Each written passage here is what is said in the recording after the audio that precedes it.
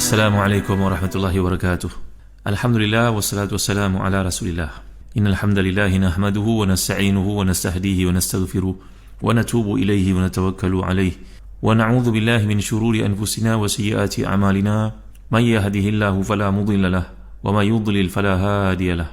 Allahumma salli wa sallim wa barik ala Muhammad wa ala ali Muhammad kama sallaita wa sallamta wa barakta ala Ibrahim wa ala ali Ibrahim fil alamin innaka Hamidum Majid. Amma ba'd. Muslim-muslimat yang dirahmati dan dikasihi sekalian, kita berada pada penghujung surah Luqman. Antara perkara menarik yang saya nak bawakan kepada tuan-tuan berkaitan dengan maqasid, tujuan-tujuan utama surah Luqman yang boleh diringkaskan dalam beberapa poin berikut. Satu sekali kalau kita lihat apa yang dimaksudkan sebagai hikmah ni terletak pada penegakan tauhid dalam diri. Ayat-ayat awal ini menceritakan tentang keesaan Allah SWT, larangan syirik, mengajak manusia untuk berfikir, kemudian menceritakan tentang tanda-tanda kekuasaan Allah SWT.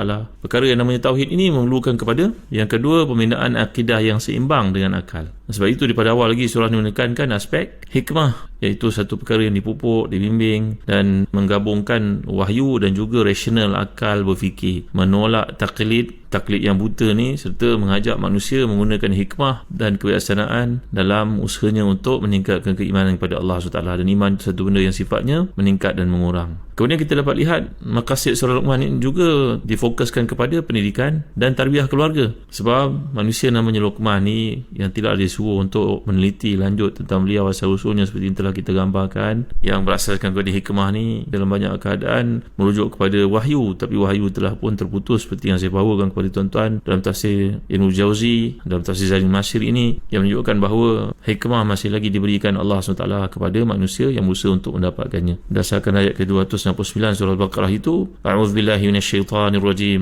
yu'til hikmata man yasha' wa may yu'tal hikmata faqad utiya khairan katsira wa ma yadhakkaru illa ulul albab. Diberikan hikmah kepada siapa yang dikehendaki oleh Allah SWT. Siapa yang dapat hikmah, sungguhnya dia mendapat kebaikan yang sangat banyak. Maka Luqman yang dikurniakan hikmah oleh Allah SWT ni menjadi role model dalam pendidikan, mendidik anaknya jangan mensyirikkan Allah SWT, berbakti kepada ibu bapa, mendirikan salat, kemudian tanggungjawab ma'ruf nahi munkar, kemudian mengajar untuk bersabar atas ujian, mengajar untuk berakhlak mulia yang telah kita tekankan. Dan menariknya uslub Quran dalam pendidikan ni, iaitu menyebut perkataan pendidikan itu wa huwa ya'izuhu. Dia merujuk kepada satu kerja yang sifatnya berterusan. Mendidik anak ni memerlukan kepada satu usaha yang bersifat package. Waktu senang, waktu susah, waktu hujan, waktu tidur, waktu menziarah kematian. Maknanya Islam itu dukhulu fi silmi kafah. Didik anak-anak kita tu masuk Islam, mengislamkan segala-galanya, bukan saja pada amalan yang bersifat ritual, tapi juga pada muamalahnya, dalam pergaulannya, dalam interaksinya, semua sekali. Jangan kita menyangkakan bahawa tanggungjawab pendidikan ini diserahkan kepada sekolah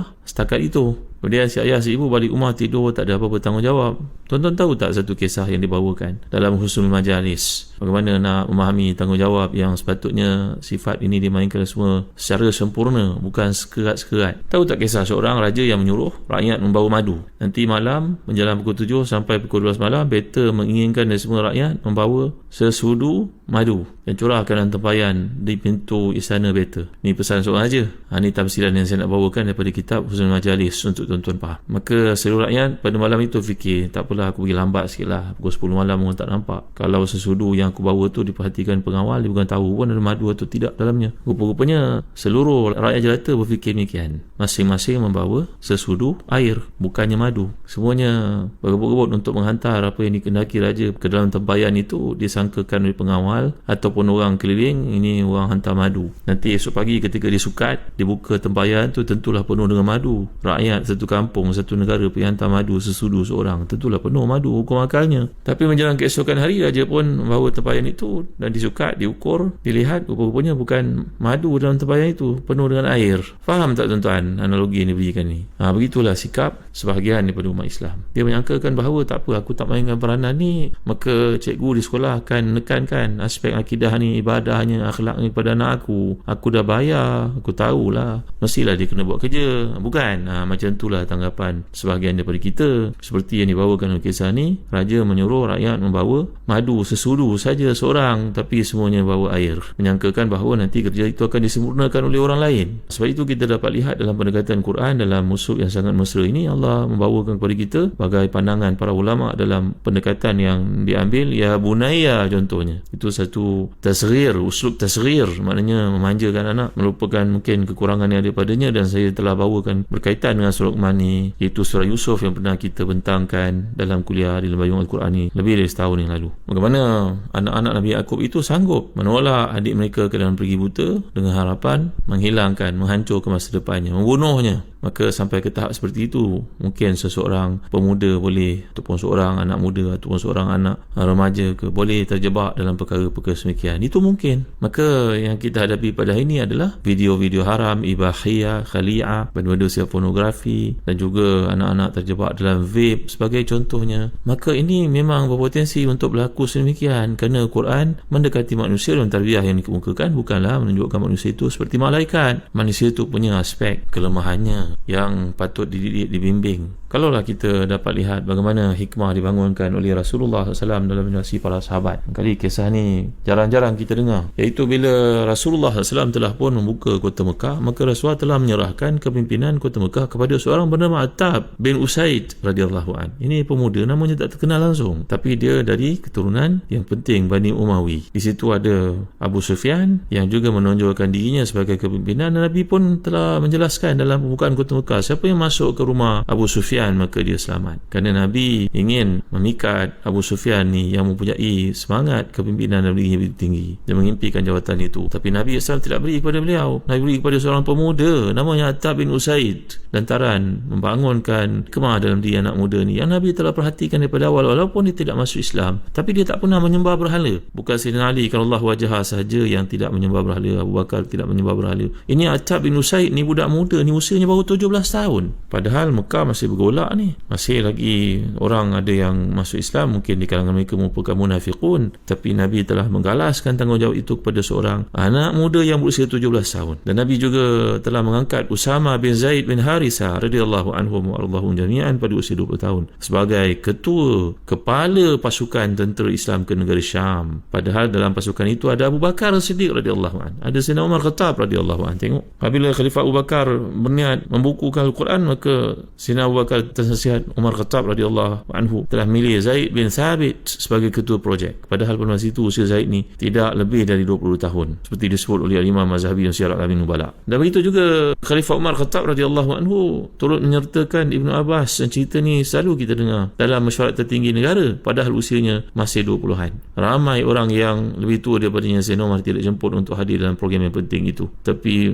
Abdullah bin Abbas, orang muda ni yang dalam dirinya ada hikmah yang dibangunkan itu, maka terpilih dia untuk menganggotai kumpulan yang penting dalam pentadbiran Umar Khattab radhiyallahu an. Imam Bukhari meriwayatkan bahawa ketika para anggota majlis mesyuarat yang lebih tua tak setuju dengan tindakan khalifah ini, iaitu membawa Abdullah bin Abbas dalam mesyuarat yang penting ni, maka mereka berkata, kenapa masukkan budak muda ini wahai Amirul Mukminin, padahal kami pun memiliki anak seusia dengannya, kenapa tak dijemput, kenapa dia pula yang dibawa dalam program ini? Program ini penting, mesyuarat ni penting. Lalu Umar pun nak menunjukkan bakat yang ada pada Ibnu Abbas. Ni orang muda yang kita sedang ceritakan ni, tuan-tuan dimuliakan Allah. Kerana kita menceritakan tentang tanggungjawab terhadap orang muda yang sebelum ni saya bawakan, bagaimana kita mendidik anak-anak dalam era yang penuh dengan ujian pada hari ini, digitalnya, dengan perkara-perkara maksiat berleluasanya. Maka bila mereka bertanya kepada Sayyidina Umar Khattab, Sayyidina Umar bertujuan nak mendidik mereka, Sayyidina Umar kata pada mereka, cuba kamu tafsirkan surah yang kamu semua mengetahuinya, surah pendek saja, surah An-Nasr. Bismillahirrahmanirrahim. Idza jaa nasrullahi wal fath wa ra'aitan nasa yadkhuluna fi dinillahi afwaj fasabbih bihamdi rabbika wastaghfir innahu kana tawwaba. Apabila telah datang pertolongan Allah dan kemenangan, engkau melihat manusia masuk ke dalam agama Allah ni berbondong-bondong, beramai-ramai, bertasbihlah, muji Tuhanmu dan mohonlah keampunan daripadanya, sungguhnya dia maha penerima taubat. Mereka menjawab, ni semua sahabat yang ada dalam program bersama dengan Sayyidina Umar, mereka menjawab, ini perintah Allah agar kita muji Allah, bersifar padanya bila dapat kemenangan. Semua mengatakan demikian. Maka hikmah yang ada pada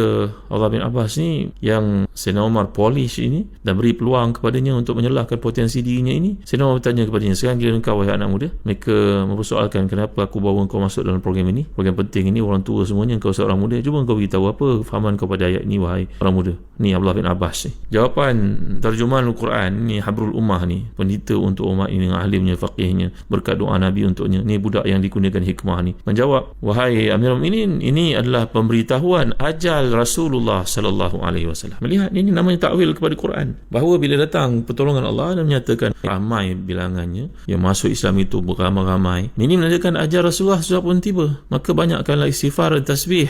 Walaupun Rasulullah seorang yang maksum. Maka Sayyidina Umar berkata kepada sekalian para sahabat yang lain, mengapa kamu semua mencela diriku kerana mencintai seorang yang memiliki kelebihan sebagaimana yang kau semua saksikan pada waktu ini. Ini dibawakan bab ini oleh Imam Bukhari dalam Kitabul Maghazi. Maknanya menceritakan tentang hikmah ni, tua tak selalunya matang dan muda pula tak selalunya mentah. Ni hikmah yang kita sedang ceritakan dalam Maqasid Surah Luqman ni. Hikmah ni tangan Allah. Dia berkuasa memberikannya kepada siapa yang dia kehendaki olehnya. Maka anak-anak kita yang ada pada ini, yang kita kena panggil, kena pujuk, kena bimbing, mengakui dalam diri mereka tu ada kelemahan-kelemahan, ada mazmumah dan mahmudah yang kita kena bangunkan. Ni anak-anak muda ni aset umat Islam yang tidak ternilai, tuan-tuan. Mereka memiliki potensi besar untuk memajukan umat ini. Ni Ibn Abbas pernah berkata, tidaklah Allah memberikan ilmu kepada seseorang melainkan pada masa mudanya. Seluruh kebaikan dimiliki oleh orang muda, kata Abdullah bin Abbas. Oleh sebab itu, kita sebagai ayah, sebagai ibu yang terlibat membaca surah Luqman ni, yang telah daripada awal, sama kita membawakan ta'amul lah kat sini, tuan-tuan, bahawa kita mesti beri ruang bagi anak-anak muda ni untuk bersuara, menyumbangkan buah fikiran mereka yang segar, yang berguna untuk kemajuan umat. Dengarlah dan hormatlah suara-suara mereka, sebab hikmah ni kadang-kadang keluar di tempat yang kita tidak sangka-sangka. Saya berani menyatakan di sini, tuan-tuan, bahawa Islam tidak pernah meremehkan suara-suara orang muda, apalagi membuangnya. Siapa yang mengabaikan suara-suara ini, berarti dia telah menzalimi satu potensi besar yang akan merugikan umat Islam itu sendiri. Jadi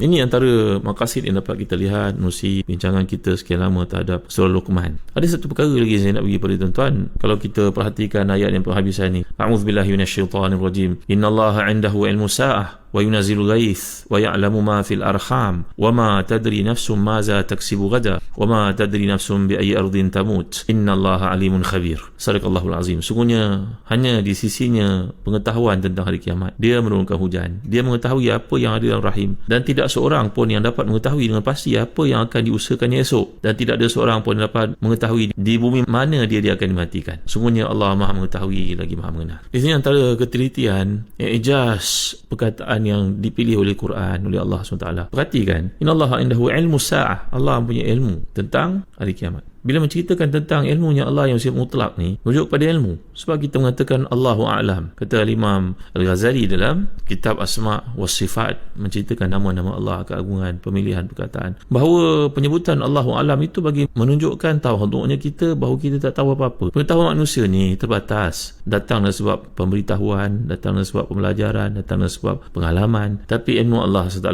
itu sebelum, selepas, dalam keadaan sempurna, tidak mampu untuk difikirkan oleh manusia. Sebab itu kalau kita lihat perkara penting yang diberi perhatian, kata Syekh Zakaria Al-Ansari dalam tafsirnya terhadap ayat ini, bahawa konteks ilmu Allah ni digunakan perkataan al-ilm wa ya'lamu, tapi dalam konteks ilmunya manusia digunakan wa ma tadri nafsun. Nampak tak? Tadri datang perkataan dirayah. Kalau kita belajar ilmu hadis, ada riwayat, ada dirayat. Ini merujuk kepada dirayah ni, iaitu pengetahuan yang bersifat adanya usaha, adanya penat lelah yang dilakukan, perancangan, dan juga peningkatan dari sudut keupayaan ilmu, berbeza daripada Allah SWT. Dalam ayat penghabisan ni pun, kalau kita renungi, satu kuliah pun tidak memadai untuk kita faham bagaimana tingginya ilmu Allah itu dibandingkan ilmu manusia yang very subjektif. Jadi maksudnya kat sini, wallahualam, tidak ada seorang pun yang mengetahui apa yang akan diusahakan pada hari esok dan di manakah dia akan dimatikan, walaupun dia menggunakan berbagai usaha, cara, perancangan, hilah, strategi, apa sahaja. Jadi pengetahuan Allah ni bersifat mutlak.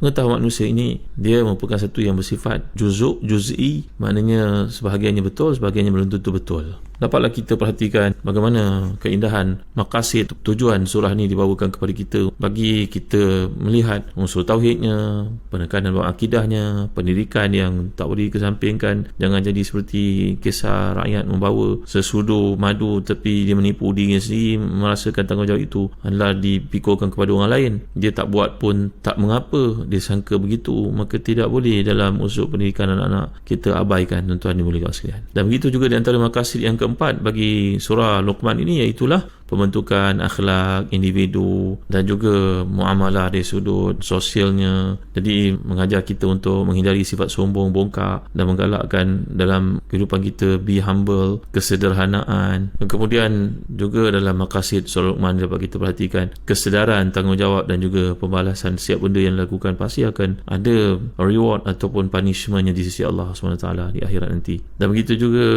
mengingatkan kita tentang pendeknya dan juga fana'nya sifat dunia ni. Dunia bersifat sementara. Telah saya bawakan hadis daripada Ibn Hibban bahawa Nabi SAW menyatakan lau kanati dunia ta'dilu indallahi janaha ba'udha, kalaulah nilai dunia ni ada di sisi Allah macam selai kepak nyamuk, masakallahu kafiran wala syarbata ma'in, Allah tidak akan beri minum pada orang yang tidak beriman itu, si kafir itu, walaupun seteguk air. Jadi kesimpulan maqasid ni untuk tuan-tuan terakhir saya sebut pada tuan-tuan, bentuk insan yang beriman, akidah yang kukuh ini, berakhlak mulia, berfikiran dengan hikmah, tindak tanduknya, punya tanggungjawab dalam kehidupan pada Allah SWT, pada bapa, pada keluarga, masyarakat. Inilah kisah pendidikan. Dan saya telah tekankan daripada awal lagi bahawa pendidikan ni bukan mula dalam surah Luqman, seawal surah Al-Fatihah, seawal surah Al-Baqarah, seawal surah Ali Imran, semuanya syarat dengan peringatan tentang aspek tarbiyah yang patut kita ambil berat ini. Wallahu a'lam. Moga apa yang disampaikan ni ada manfaatnya. Sampaikan kepada teman, taulan, sahabat handai kita tentang kuliah tafsir di Hakim dalam Bayung Al-Quran ini. Mudah-mudahan dalam apa yang kita lakukan itu akan memberatkan timbangan amal saleh kita di sisi Allah di akhirat. Wallahu a'lam. Wa sallallahu ala sayyidina Muhammad wa ala alihi wa sahbihi wa baraka wa sallam. Walhamdulillahi rabbil alamin. Wa barakallahu fikum. Wassalamu alaikum warahmatullahi wabarakatuh.